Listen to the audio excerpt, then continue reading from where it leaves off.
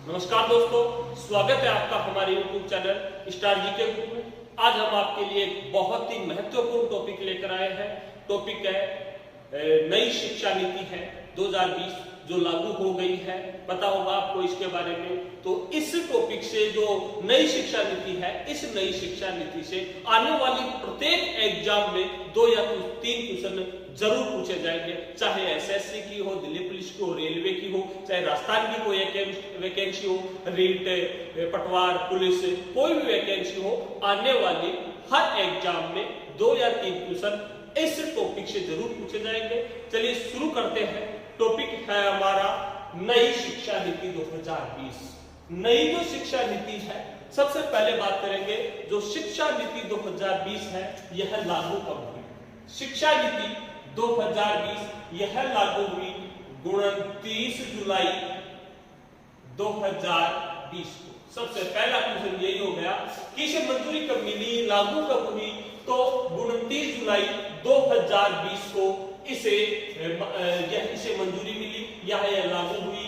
प्रधानमंत्री नरेंद्र मोदी की अध्यक्षता में मंत्रिमंडल द्वारा यह लागू की गई। तो नई शिक्षा नीति 2020 है लागू, तो लागू हुई 29 जुलाई 2020 को प्रधानमंत्री नरेंद्र मोदी की अध्यक्षता में मंत्रिमंडल द्वारा यह लागू की गई। तो यह जो शिक्षा नीति है, पिछली शिक्षा नीति 34 साल पहले की जो शिक्षा नीति थी, तो वो थी राष्ट्रीय शिक्षा नीति 1986। राष्ट्रीय शिक्षा नीति 1986 पहले की जो शिक्षा नीति थी, जो जिस पर शिक्षा व्यवस्था संचालित हो रही थी, यह थी राष्ट्रीय शिक्षा नीति 1986। तो जो नई शिक्षा नीति है, शिक्षा नीति 2020 राष्ट्रीय शिक्षा नीति 1986 का स्थान लेगी। ध्यान रखना। इससे पहले जो शिक्षा नीति थी, कौन सी थी? शिक्षा नीति 1986। तो कहने का तात्पर्य है नई शिक्षा नीति 2020 राष्ट्रीय शिक्षा नीति 1986 का स्थान लेगी। देश में 34 वर्ष बाद नई शिक्षा नीति लागू की गई। नई शिक्षा नीति लागू की नई शिक्षा नीति लागू की गई। अब लागू हो गई। बात करें इस शिक्षा नीति का जो प्रारूप है, ढांचा है या मसौदा है, वो किसने तैयार किया? प्रारूप या ड्राफ्ट किसने तैयार किया? तो इस शिक्षा नीति, नई शिक्षा नीति 2020 जो शिक्षा नीति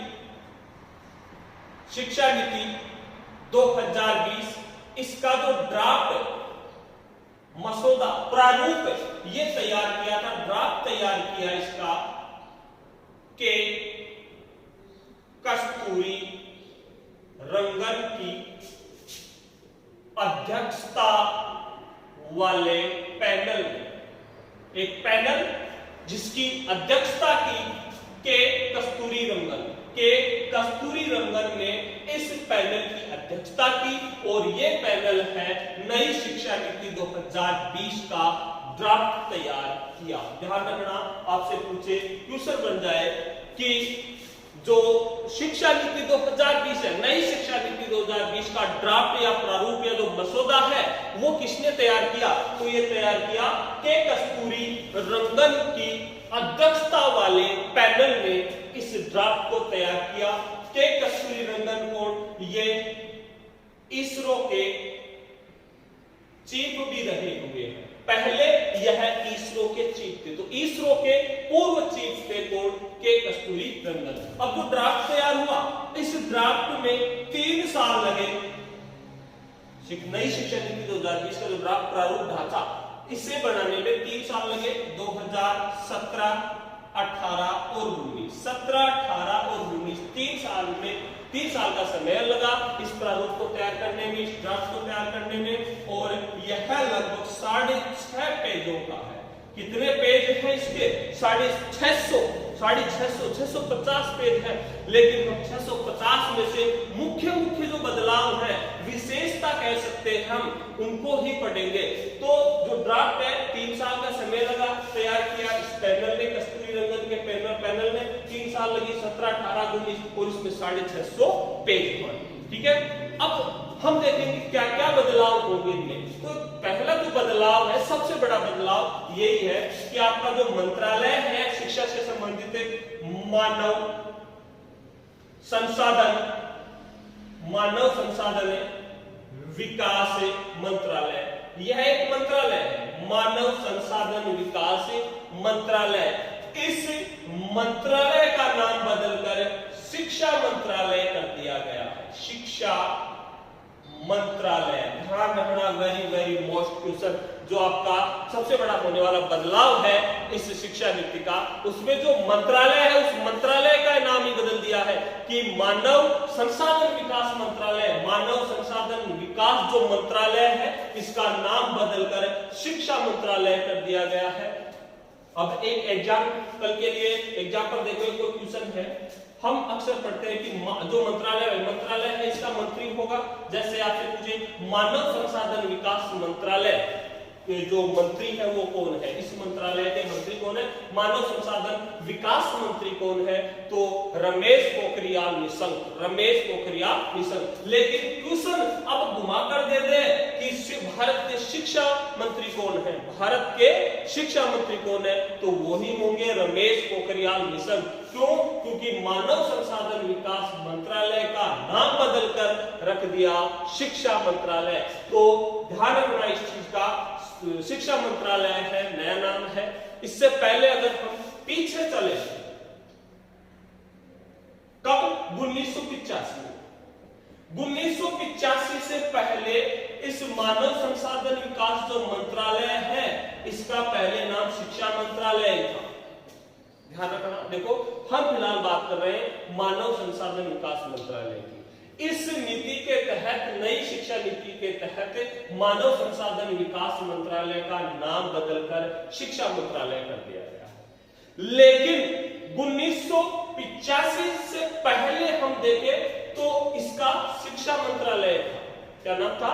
शिक्षा मंत्रालय था, या यूं कहे कि 35 साल पहले इसका नाम शिक्षा मंत्रालय था। लेकिन 1985 में राजीव गांधी सरकार ने शिक्षा मंत्रालय का नाम बदलकर मानव संसाधन विकास मंत्रालय कर दिया था।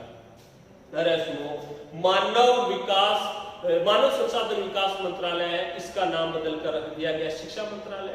लेकिन 1985 में जब राजीव गांधी की सरकार थी, प्रधानमंत्री राजीव गांधी, तो राजीव गांधी की जो सरकार थी उसने पहले ये शिक्षा मंत्रालय था, 35 साल पहले, आज से 35 साल पहले ये शिक्षा मंत्रालय था। लेकिन इस शिक्षा मंत्रालय का नाम बदलकर रखा गया था मानव संसाधन विकास मंत्रालय। किसके द्वारा? राजीव गांधी सरकार द्वारा। कब? 1985 में। तो पहले शिक्षा मंत्रालय, फिर बाद में मानव संसाधन विकास मंत्रालय 1985 में, और अब 2020 में इसे वापस शिक्षा मंत्रालय का नाम दे दिया गया है। तो ध्यान रखना, मानव संसाधन विकास मंत्रालय का नाम बदलकर वापस क्या कर दिया गया है? शिक्षा मंत्रालय। किस नीति के तहत? नई शिक्षा नीति 2020 के तहत।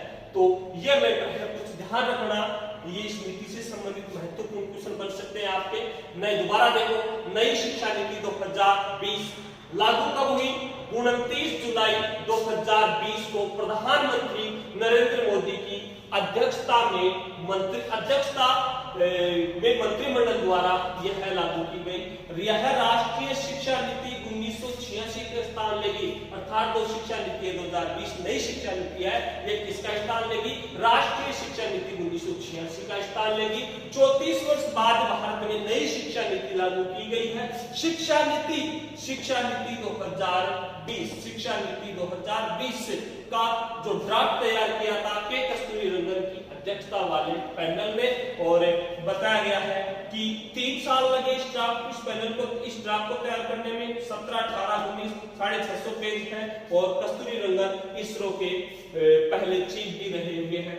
मानव संसाधन विकास मंत्रालय का नाम बदलकर शिक्षा मंत्रालय कर दिया गया। पहले यह शिक्षा मंत्रालय था, लेकिन 1985 में राजीव गांधी सरकार ने इसका नाम बदलकर मानव संसाधन विकास मंत्रालय कर दिया गया था, लेकिन वापस पुनः मानव संसाधन विकास मंत्रालय का नाम बदलकर शिक्षा मंत्रालय कर दिया गया। किस नीति के तहत? नई शिक्षा नीति 2020 के तहत। फिर हम बात करते हैं कि 34 साल बाद नई शिक्षा नीति लागू। वहां माना कि 1992 में संशोधन हुआ था, 1992 में शिक्षा को लेकर संशोधन हुआ था, लेकिन जो शिक्षा नीति थी वो लागू हुई है 34 साल बाद में। स्क्रीनशॉट ले सकते हो आप। अब देखते हैं कई बदलाव में कौन कौन से बदलाव होने जा रहे हैं इस शिक्षा नीति के तहत। स्क्रीनशॉट ले सकते हो आप।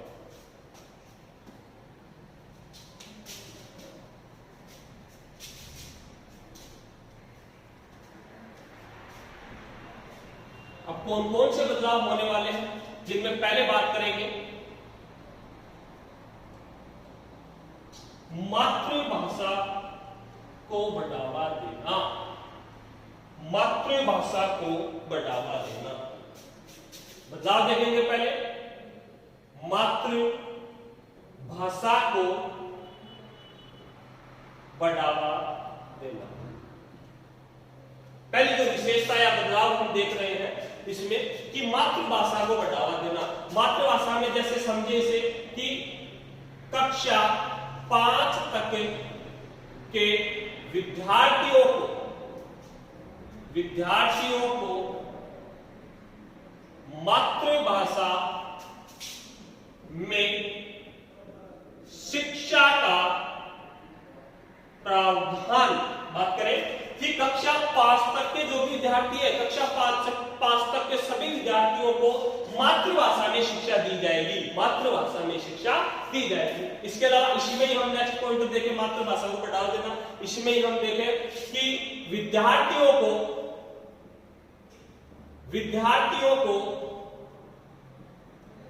स्कूल के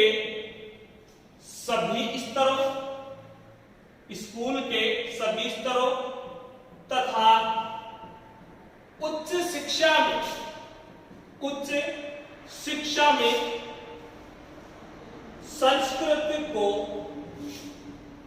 विकल्प के रूप में चुनने का अधिकार। देखो दूसरा पॉइंट है, इसमें क्या देखेंगे कि विद्यार्थियों को, जो स्टूडेंट है, उनको स्कूल के सभी स्तरों में, स्कूल के जितने भी स्तर है, स्कूल के सभी स्तरों तथा उच्च शिक्षा में संस्कृत को विकल्प के रूप में चुनने का अधिकार हो, कि संस्कृत एक ऑप्शनल सब्जेक्ट को, आप तो तृतीय भाषा में शामिल करते हैं संस्कृत को, लेकिन संस्कृत एक ऑप्शनल सब्जेक्ट को विद्यार्थी अपनी पसंद के अनुसार उसे चुन सकता है। यह अधिकार विद्यार्थी को अब होगा। क्यों? क्योंकि संस्कृत है विश्व की सर्वाधिक वैज्ञानिक भाषा मानी गई है, वैज्ञानिक स्वीकृति भाषा मानी गई है, कि सबसे वैज्ञानिक दृष्टिकोण से देखें तो सबसे जो सरल भाषा है वो संस्कृत है। तो संस्कृत को अब एक विकल्प के रूप में चुनने का विद्यार्थियों को अधिकार मिलेगा। फिर इसी में पॉइंट देखें, नेक्स्ट पॉइंट, कि जो भारत की सांकेतिक भाषा, भारत की सांकेतिक भाषा को देश में मानकीकृत किया जाएगा। ध्यान रखना क्या है, भारत की जो सांकेतिक भाषा है, कोडिंग भाषा है, सांकेतिक भाषा है, इस सांकेतिक भाषा को देश में मानकीकृत किया जाएगा। अर्थात जो मूक बधिर बच्चे हैं, मूक बधिर विद्यार्थी हैं, गूंगे बहरे जो बच्चे हैं, स्टूडेंट है, मूक विद्यार्थियों हेतु पाठ्य सामग्री को विकसित करना या विकसित किया जाएगा, और ये राष्ट्र व राज्य दोनों स्तरों पर होगा। दोनों स्तरों पर होगा। देखो भारत की जो सांकेतिक भाषा है, सांकेतिक भाषा अर्थात वो भाषा जिससे जो मूक बधिर गूंगे बहरे जो स्टूडेंट है वो पढ़ सके समझ सके, उस भाषा को पूरे देश में मानकीकृत किया जाएगा और उन बच्चों के लिए, मूक बधिर बच्चों के लिए पाठ्य सामग्री को विकसित किया जाएगा और उनका विकास किया जाएगा दोनों स्तरों पर, चाहे वो सेंट्रल गवर्नमेंट हो चाहे राज्य गवर्नमेंट, राष्ट्र और राज्य दोनों स्तरों पर इनकी पाठ्य सामग्री को विकसित किया जाएगा। इसी में एक और पॉइंट देखते हैं हम कि पाली, प्राकृत व फारसी भाषाओं को बढ़ावा देने हेतु राष्ट्रीय संस्थानों की स्थापना की जाएगी। पाली, प्राकृत और फारसी भाषाएं हैं, इनको बढ़ावा देने के लिए, इन भाषाओं को बढ़ावा देने के लिए राष्ट्रीय संस्थानों की स्थापना की जाएगी। क्यों ऐसा क्यों किया जा रहा है कि हमारा जो इतिहास है, हमारी प्राचीनता है, हमारी संस्कृति है, कल्चर है, सामाजिक परिवेश है, इससे जुड़े रहना है हमें। तो बताया गया है कि पाली, प्राकृत और फारसी भाषाओं को बढ़ावा देने के लिए राष्ट्रीय संस्थानों की स्थापना की जाएगी। तो यह है आपका पहला बदलाव, मातृभाषा को बढ़ावा देना। मातृभाषा को बढ़ावा देना, कक्षा 5 तक के विद्यार्थियों को मातृभाषा में शिक्षा का प्रावधान।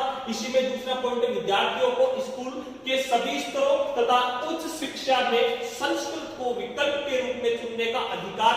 भारत की सांकेतिक भाषा को देश में मानकीकृत किया जाएगा, अर्थात मूक बधिर विद्यार्थियों हेतु पाठ्य सामग्री को विकसित किया जाएगा। यह दोनों स्तरों पर होगा, राष्ट्र व राज्य दोनों स्तरों पर। और पाली, प्राकृत, फारसी भाषाओं को बढ़ावा देने हेतु देश में कई राष्ट्रीय संस्थानों की स्थापना की जाएगी। नेक्स्ट जो विशेषता हम देखेंगे, बदलाव देखेंगे, वो होगा स्कूली पाठ्यक्रम में, स्कूल पाठ्यक्रम में बदलाव। इससे पहले स्क्रीनशॉट ले सकते हो आप।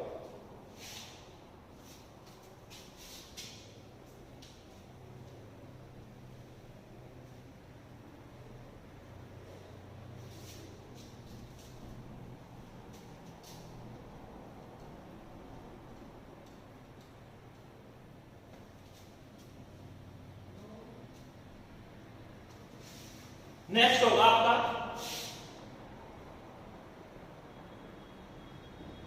स्कूल पाठ्यक्रम में बदलाव। एक बदलाव ये होगा, स्कूल पाठ्यक्रम में बदलाव किया गया है। स्कूल पाठ्यक्रम में बदलाव किया गया है कि जो स्कूल पाठ्यक्रम का जो ढांचा है, कौन सा ढांचा, 10+2 का, स्कूल पाठ्यक्रम में बदलाव किया गया है। इस नीति के तहत स्कूल पाठ्यक्रम का जो ढांचा है 10+2 का, इसकी जगह 5+3+3+4 का जो ढांचा है वो लागू किया जाएगा। 10+2 की जगह है 10+2 को हटाया जाएगा, इसकी जगह नया ढांचा लागू किया जाएगा 5+3+3+4। अर्थात इनको समझे, 5 में 3 से 8 वर्ष तक के बच्चे, 5 में होंगे 3 से 8 वर्ष तक के बच्चे, फिर 3 होंगे, इन 3 में होंगे 8 से 11 वर्ष तक के बच्चे, इसमें होंगे 11 से 14 वर्ष तक के बच्चे, और इसमें होंगे 14 से 18 वर्ष के बच्चे या स्टूडेंट। तो देखो जो नया ढांचा होगा स्कूली पाठ्यक्रम में बदलाव को लेकर, नया ढांचा होगा 10+2 की जगह वो होगा 5+3+3+4। 5 में 3 से 8 वर्ष तक के बच्चे, फिर 3 में 8 से 11 वर्ष, फिर 3 में 11 से 14 वर्ष तक के स्टूडेंट बच्चे, फिर 4 वर्ष अंतिम 4 है, इसमें 14 से 18 वर्ष तक के जो बच्चे हैं वो शामिल होंगे। अब देखो इसे समझने के लिए हम इसे 4 भागों में बांटेंगे, 4 भागों में विभाजित करेंगे। स्कूल पाठ्यक्रम को समझने के लिए 4 भागों में विभाजित करते हैं, 4 भागों में विभाजित करते हैं। पहली स्टेज होगी फाउंडेशन स्टेज, दूसरी स्टेज होगी प्रिपरेटरी स्टेज, तीसरी स्टेज होगी मिडिल मिडिल स्टेज, और चौथी होगी आपकी सेकेंडरी स्टेज। Secondary stage. इस पाठ्यक्रम को समझने के लिए हम इसे 4 भागों में विभाजित कर दिया। पहला है फाउंडेशन स्टेज, दूसरा है प्रीपेरेटरी स्टेज, तीसरा है मिडिल स्टेज और चौथा है secondary stage. Foundation stage, foundation stage में ये आप पढ़ाने 3 से लेकर 8 वर्ष तक के बच्चे होंगे। फाउंडेशन स्टेज में 3 से 8 वर्ष तक के बच्चे होंगे। फिर बात करें प्रीपेरेटरी स्टेज, दूसरा वर्गीकरण, दूसरा पार्ट है प्रीपेरेटरी स्टेज। प्रीपेरेटरी स्टेज जो है इसमें 8 से लेकर के 11 वर्ष तक के बच्चे होंगे। फिर है मिडिल स्टेज। मिडिल स्टेज में ये 11 से 14 वर्ष तक के बच्चे, 11 से 14 वर्ष तक के बच्चे होंगे। और सेकेंडरी स्टेज में 14 से 18 वर्ष तक के बच्चे होंगे। देखो फाउंडेशन स्टेज में 3 से लेकर के 8 साल तक के बच्चे, 3 से 8 वर्ष तक के बच्चे होंगे। प्रीपेरेटरी स्टेज में 8 से 11 वर्ष तक के बच्चे होंगे। मिडिल स्टेज में 11 से 14 वर्ष तक के बच्चे होंगे और सेकेंडरी स्टेज में 14 से 18 वर्ष तक के बच्चे होंगे। अब देखो इनको देखें। फाउंडेशन स्टेज 3 से 8 अर्थात 3 साल का बच्चा होगा तब तक तो वो घर पर रहेगा। 3 साल तक तो ऐसे नहीं कि 1-2 साल का हो गया, 2 साल का हो गया चलो स्कूल डाल दो, स्कूल नहीं डालेंगे। 3 साल का बच्चा होगा और 3 साल का होने के बाद में उसकी शिक्षा शुरू होगी और वो आएगा इस फाउंडेशन स्टेज में। बच्चा मान लो 3 साल का हो गया तो प्रारंभिक 3 साल, जब वो 3, 4, 5 3 साल का तो आएगा शिक्षा लेने के लिए कहां पर? आंगनबाड़ी में आएगा। इसमें देखते हैं आंगनबाड़ी, या फिर कह दो आप प्री स्कूलिंग शिक्षा। कब? जब वह 3 साल का होकर आएगा तो 3, 4, 5 अर्थात पहले 3 साल तक, अर्थात बच्चे की उम्र कितनी होगी? 6 साल हो जाएगी। यहां पर 3 साल का तो बच्चा हो गया घर पर, 3 साल का होने पर बच्चा आया फाउंडेशन स्टेज में, इस पहली स्टेज में। और कहां पर पढ़ने के लिए गया बच्चा 3 साल का? आंगनबाड़ी में, या आंगनबाड़ी को कहते हैं प्री स्कूलिंग शिक्षा। यहां पर बच्चा आया और आंगनबाड़ी में कितने साल रहा? 3 साल। आंगनबाड़ी में कितने साल रहा? 3 साल। तो 3 साल रहा। इसके बाद में 3 साल आंगनबाड़ी रहने के बाद में वह पहली और दूसरी कक्षा पास करेगा। पहली और दूसरी कक्षा पास करेगा। तो देखो 3 से 8 देखा हमने। 3 साल का तो बच्चा यहां पर आया, ठीक है, क्लियर। 3 साल यहां पर बिताई आंगनबाड़ी में और 2 साल स्कूल में गया, पहली और दूसरी कक्षा पास की। कितनी हो गई? 3 साल का घर पर रहा, 3 साल का आंगनबाड़ी में 6 और 2 ये हो गई, ठीक है। कि 3 साल आंगनबाड़ी में बच्चा 6 साल का हो गया, 7वीं साल में बच्चा फर्स्ट क्लास में और 8वीं साल में बच्चा दूसरी कक्षा में गया। आया समझ में? तो ध्यान रखना कि फाउंडेशन स्टेज में 3 से 8 वर्ष तक के बच्चे होंगे, जिसमें पहले 3 साल अर्थात बच्चा जब तक 6 साल का होगा तब तक वह आंगनबाड़ी में पढ़ेगा। 3 साल से लेकर के 6 साल तक बच्चा होगा आंगनबाड़ी में पढ़ेगा। 7वीं साल में बच्चा पहली क्लास में जाएगा, 8वीं साल में बच्चा दूसरी कक्षा में जाएगा। तो इसीलिए हो गया आपका 3 से 8 वर्ष तक के, तो 5 हो गए। 3 साल आंगनबाड़ी के, 2 साल पहली दूसरी के। 3 साल आंगनबाड़ी के, 2 साल पहली दूसरी के। फिर दूसरी स्टेज आती है प्रीपेरेटरी स्टेज। प्रीपेरेटरी स्टेज में देखें तो 8 से 11 वर्ष तक के बच्चे आते हैं, अर्थात इस फाउंडेशन स्टेज में बच्चा दूसरी कक्षा, यहां पर होगा तीसरी, चौथी और 5वीं कक्षा में।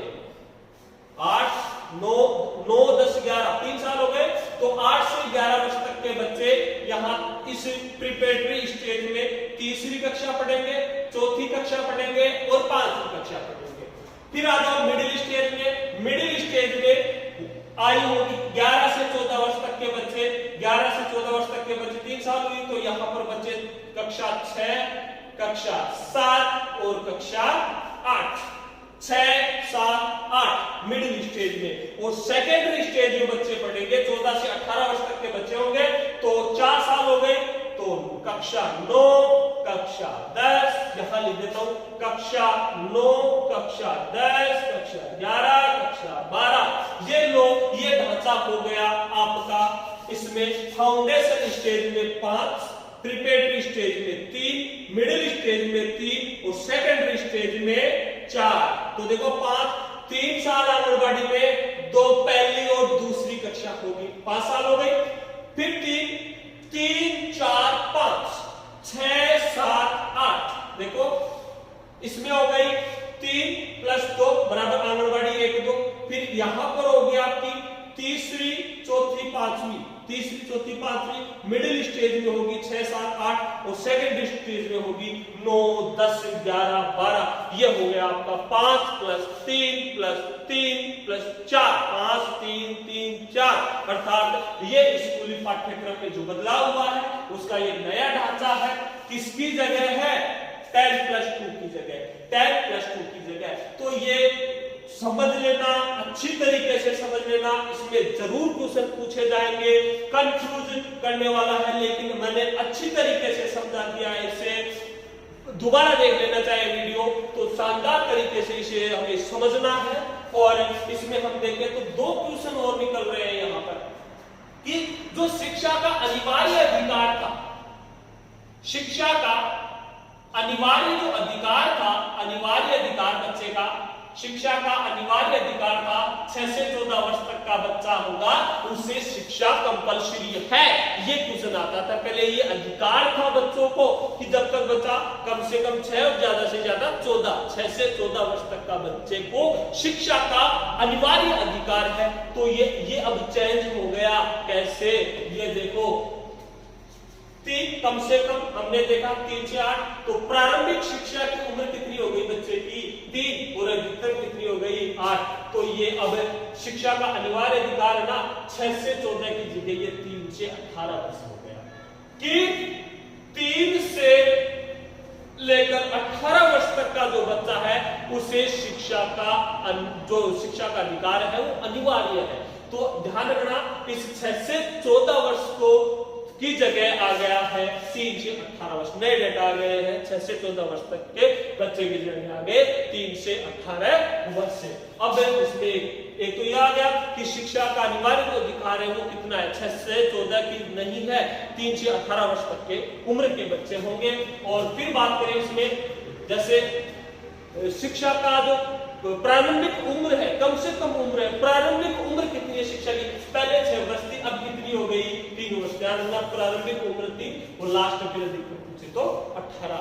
ये है आपका दूसरा जो बदलाव था, बड़ा बदलाव स्कूली पाठ्यक्रम में बदलाव। पहला था मातृभाषा को बढ़ावा देना, दूसरा है स्कूली पाठ्यक्रम में बदलाव। नेक्स्ट देखेंगे हम तीसरा, स्क्रीनशॉट ले सकते हो आप पहले।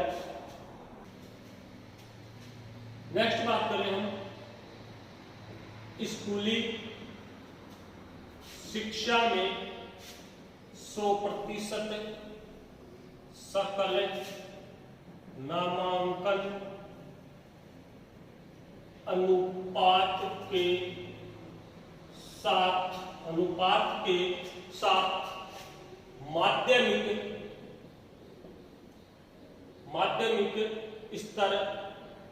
माध्यमिक स्तर तक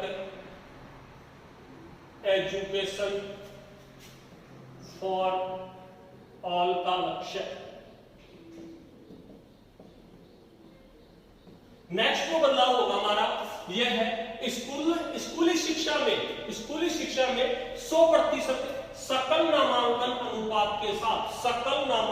अनुपात के साथ माध्यमिक स्तर तक एजुकेशन फॉर ऑल का लक्ष्य। एजुकेशन फॉर ऑल का लक्ष्य किसके साथ? माध्यमिक स्तर तक सकल नामांकन अनुपात कितना होना चाहिए? 100। तो देखो सबसे पहले हम बात करें सकल नामांकन अनुपात क्या है। सकल नामांकन अनुपात क्या है, जिसमें हम देखेंगे ये है GER, शॉर्ट में कहेंगे, जिसमें gross enrolment ratio. Gross enrolment ratio क्या है? ये ग्रॉस एनरोलमेंट रेशियो GER या सकल नामांकन अनुपात क्या है? तो देखो देश प्रदेश में जो स्कूली उम्र के बच्चे, स्कूली उम्र के बच्चे, एक और तो स्कूली उम्र के बच्चे अर्थात जो हमने फिक्स किया 3 से 18 वर्ष, इसके बीच की उम्र के जो बच्चे हैं, स्कूली उम्र के बच्चे हैं, वो स्कूल नहीं जा रहे हैं। एक तो ये है अनुपात स्कूल में जाने वाले बच्चे, स्कूल के बच्चे, इनका जो अनुपात है, इनका जो अनुपात है वो कितना होना चाहिए? 100%। इसका लक्ष्य रखा गया है और ये कब तक? 2030 तक। 2030 का टारगेट रखा गया है कि 2030 तक जो सकल नामांकन अनुपात है, GER है, ग्रॉस एनरोलमेंट रेशियो है, वो कितना होना चाहिए? 100% है। इसका लक्ष्य है 100% पूरा करना GER को 2030 तक, जिसमें स्कूली उम्र के बच्चे और स्कूल के जो बच्चे हैं उनका अनुपात बराबर हो, अर्थात ये बच्चे हैं पिछड़े हुए शिक्षा से, इनको भी स्कूलों में शिक्षा दिलाना, स्कूल में प्रवेश दिलाना, इनको शिक्षा प्राप्त करवाना, तो ये है लक्ष्य। तो दोबारा देखो, स्कूली शिक्षा में 100% सकल नामांकन अनुपात के साथ माध्यमिक स्तर तक, माध्यमिक स्तर तक एजुकेशन फॉर ऑल का लक्ष्य कि सभी बच्चे हैं वो शिक्षित हो। स्कूली उम्र के बच्चे जो स्कूल नहीं जा रहे और स्कूल के बच्चे, इसका अनुपात कितना होना चाहिए? 100%, अर्थात सभी बच्चे शिक्षित होने चाहिए। तो ये है आपका बदलाव। नेक्स्ट देखेंगे हम, इससे पहले आप स्क्रीन को शॉट ले सकते हो। नेक्स्ट है स्कूली या फिर नवीन शिक्षा, नवीन शिक्षा केंद्रों की स्थापना।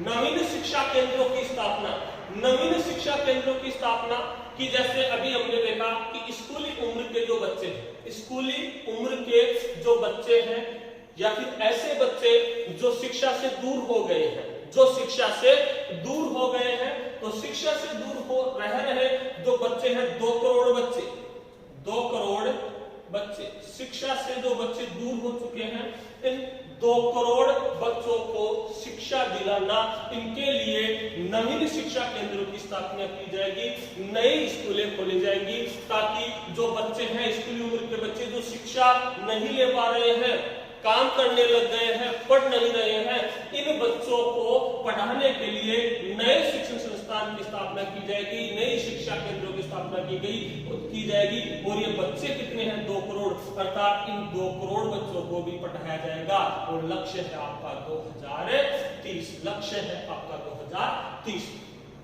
फिर हम बात करते हैं, हम देखेंगे कि जो नेक्स्ट बात होगी हमारी, जिसमें ये बता दो, आप स्क्रीनशॉट ले लिया आपने?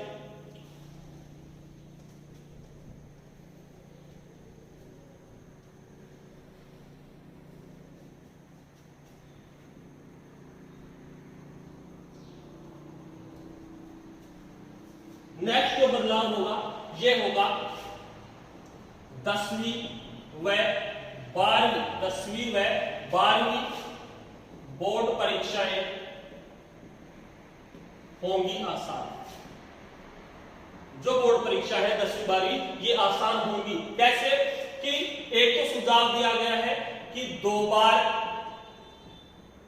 परीक्षा कराने का सुझाव, कराने का सुझाव, 2 बार परीक्षा कराने का सुझाव, 2 बार परीक्षा कराने का सुझाव और एक 2 भागों में, 2 भागों में परीक्षा कराने का सुझाव भी दिया गया है कि एक सुझाव तो ये दिया गया है 10वीं 12वीं परीक्षा जो बोर्ड परीक्षा है इनको सरल करने के लिए, आसान करने के लिए पहला सुझाव है कि 2 बार परीक्षा कराने का सुझाव। परीक्षा है 2 बार सेमेस्टर वाइज एग्जाम होनी चाहिए और एक इस एग्जाम को 2 भागों में कराने का सुझाव दिया गया है, जिसमें एक है वस्तुनिष्ठ और दूसरा होगा आपका वैकल्पिक।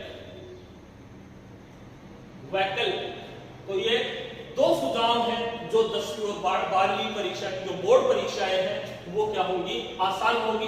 2 बार परीक्षा कराने का सुझाव और दूसरा है 2 भागों में परीक्षा कराने का सुझाव, जिसमें वैकल्पिक और वस्तुनिष्ठ माध्यम बताया गया है कि इससे जो आपकी एग्जाम होगी 10वीं 12वीं की वो क्या होगी, सरल व आसान होगी। फिर बात करते हैं हम बीएड का कोर्स। बीएड को लेकर क्या बदलाव होगा? बीएड को लेकर जो बदलाव होगा ये बदलाव होगा कि जो बच्चा 12वीं में है, जो विद्यार्थी 12वीं में है वो बीएड करना चाहता है, मानो जो बच्चा 12वीं में है और वो बीएड करना चाहता है, तो वो 12वीं पास करने के साथ ही 12वीं पास करने के बाद 4 वर्ष का इंटीग्रेट बीएड कोर्स ले सकता है, कर सकता है। 4 वर्ष का इंटीग्रेट बीएड, जो इंटीग्रेटेड बीएड है वो ले सकता है, जिसमें 3 साल तो हो जाएगी यूजी ग्रेजुएशन और 1 साल में क्या हो जाएगी आपकी बीएड हो जाएगी। तो बीएड के लिए बताया गया है कि 12वीं के बाद 12वीं में जो बच्चा पढ़ रहा है उसे वो पहले ही लक्ष्य निर्धारित कर लेगा कि मेरे को बीएड करनी है, तो उसके साथ वो इंटीग्रेट बीएड 4 साल की ले सकता है, जिसमें 3 साल में कॉलेज और 1 साल में उसकी बीएड हो जाएगी। अदरवाइज कोई बच्चा है जो अभी प्लान चल रहा है, जैसे कोई बच्चा पहले ग्रेजुएशन करता है फिर बीएड करता है, तो उसके साथ उसके लिए 2 साल की होगी वो बीएड, जो अभी इसी समय चल रहा है। बीएड हो गई। फिर बात करें हम, स्क्रीनशॉट ले सकते हो आप।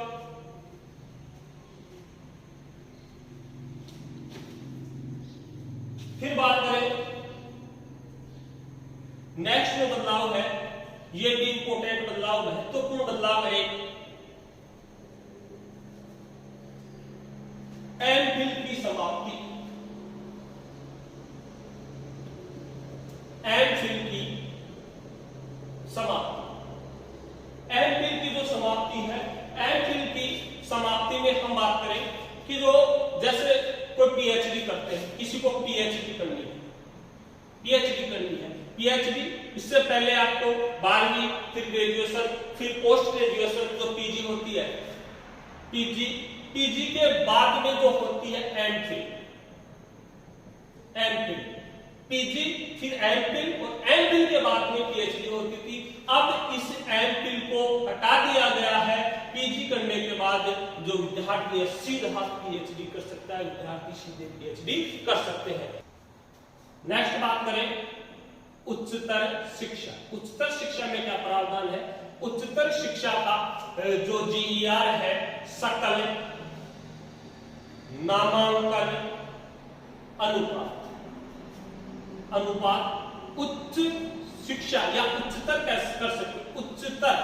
उच्चतर जो शिक्षा है, उच्चतर शिक्षा का सकल नामांकन अनुपात है ये 26.3% है 2018 के अनुसार। 2018 के जो आंकड़े हैं ये कहते हैं कि उच्चतर शिक्षा का जीईआर है, ग्रोस जो एनरोलमेंट रेशियो, हमने थोड़ी देर पहले पढ़ा था, जीईआर सकल नामांकन अनुपात, ये उच्चतर शिक्षा का कितना है?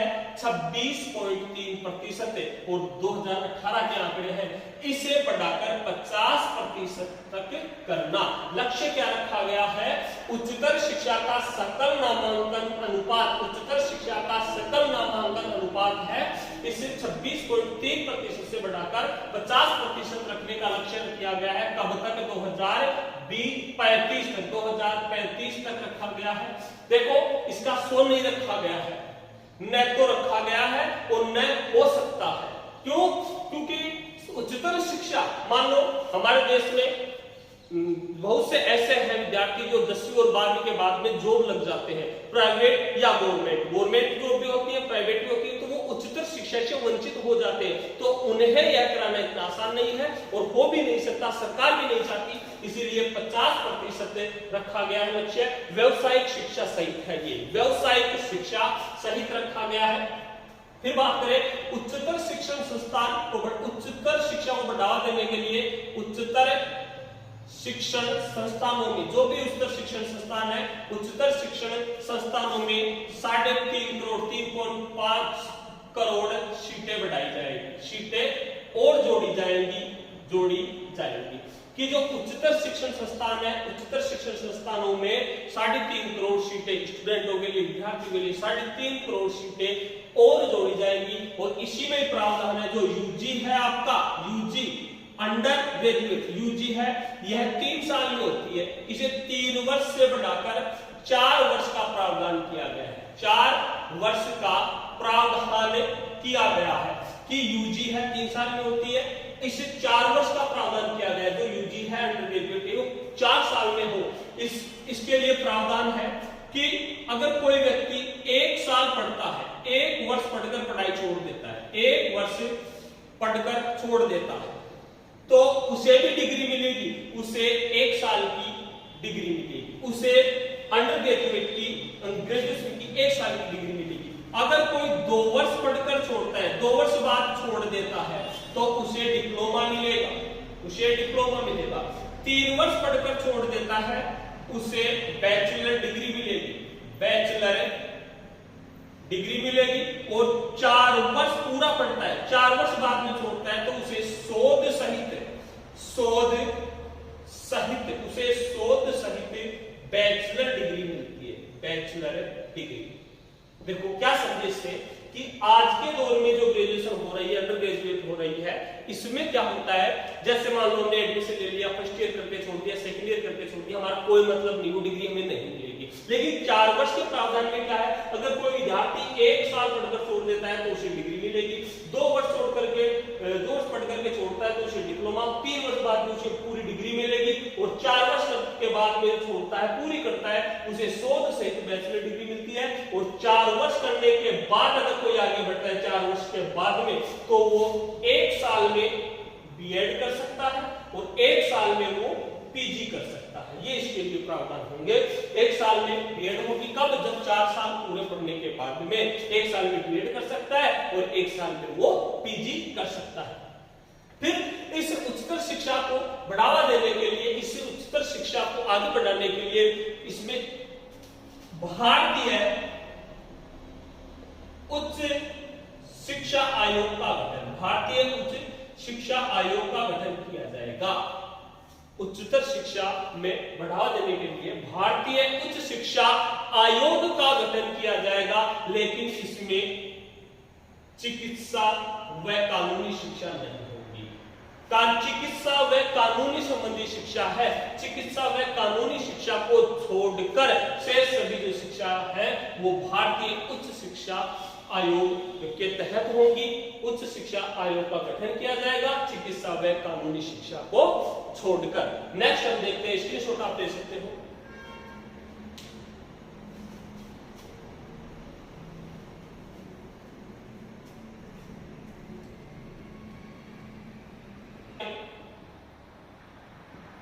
राष्ट्रीय पाठ्यक्रम व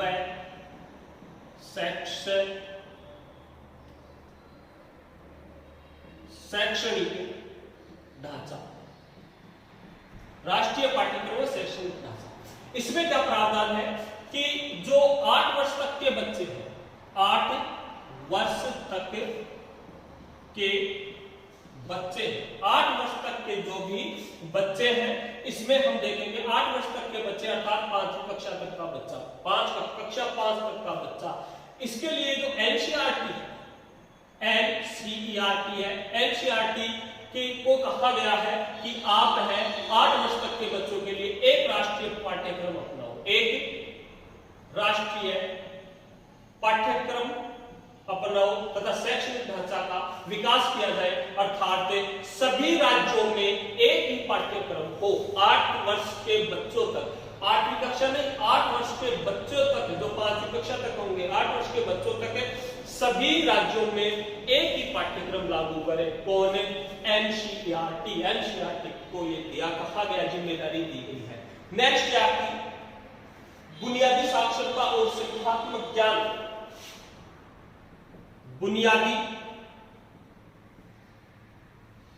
बुनियादी साक्षरता और संख्यात्मक ज्ञान प्राप्त करवाना। बुनियादी साक्षरता और संख्यात्मक ज्ञान कक्षा 3 तक के बच्चों को सार्वभौमिक साक्षरता और संख्यात्मक ज्ञान का पहचान करवाना, संख्यात्मक ज्ञान देना। अर्थात घर में भी बच्चा है जो हिसाब कर सके। बच्चा स्कूल में पढ़ लेता है लेकिन घरेलू छोटे मोटे हिसाब वो नहीं कर पाता, इसीलिए यह बच्चा प्रावधान है कि बुनियादी साक्षरता और संख्यात्मक ज्ञान छोटे बच्चे के लिए, कक्षा 3 तक के बच्चे के लिए यह अनिवार्य है कि उसे बुनियादी साक्षरता मिले और संख्यात्मक ज्ञान मिले। नेक्स्ट आपकी स्कूल के पाठ्यक्रम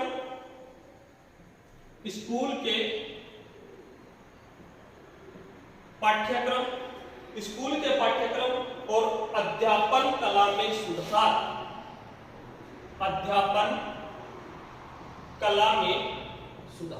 नेक्स्ट जो पॉइंट है, स्कूल के पाठ्यक्रम और अध्यापन कला में सुधार कि बच्चे को, विद्यार्थी को, स्टूडेंट को अपनी पसंदीदा सब्जेक्ट चुनने का अधिकार हो। विद्यार्थी अपनी पसंद, अपनी चॉइस के अनुसार अपना सब्जेक्ट ले सकता है। जैसे साइंस वाला बच्चा हिस्ट्री पढ़ सकता है, आर्ट वाला बच्चा केमिस्ट्री, फिजिक्स को पढ़ना चाहता है पढ़ सकता है। अर्थात पसंदीदा विषय चुनने के का प्रावधान किया गया है। तो किसके तहत? स्कूल के पाठ्यक्रम अध्यापन कला में सुधार। तो राष्ट्रीय पाठ्यक्रम, शैक्षणिक ढांचा, बुनियादी साक्षरता और संख्यात्मक ज्ञान, स्कूल के पाठ्यक्रम, अध्यापन कला में सुधार, स्क्रीनशॉट ले सकते हो। नेक्स्ट है शिक्षा का वित्त पोषण। शिक्षा को बढ़ावा देने के लिए जो जीडीपी का 6% निवेश, जो निवेश है वो शामिल किया गया है। वर्तमान में ये है 4.43%। वर्तमान में है 4.43%। शिक्षा का वित्त पोषण, शिक्षा के क्षेत्र में जो जीडीपी का कितना प्रतिशत निवेश करने का लक्ष्य कितना किया गया है? 6% निवेश इन्वेस्ट किया गया है। वर्तमान में 4.43% है, इसे बढ़ाकर 6% किया गया है। नेक्स्ट है प्रौढ़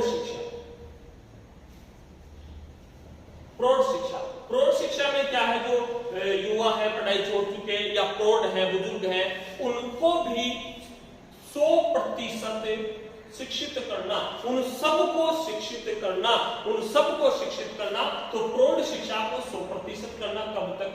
2030 तक का लक्ष्य रखा गया है।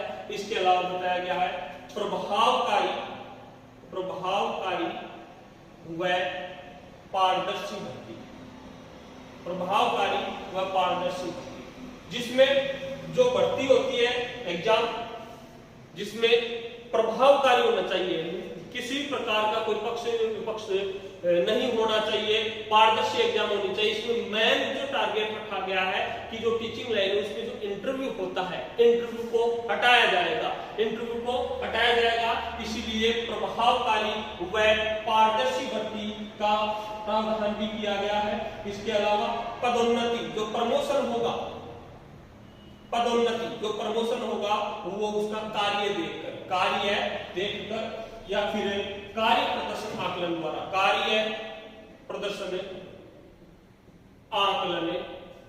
द्वारा पदोन्नति होगी। तो ध्यान रखना, शिक्षा का वित्त पोषण, प्रौढ़ शिक्षा और प्रभावकारी और पारदर्शी भर्ती। इसके अलावा कई देखेंगे समान और समावेशी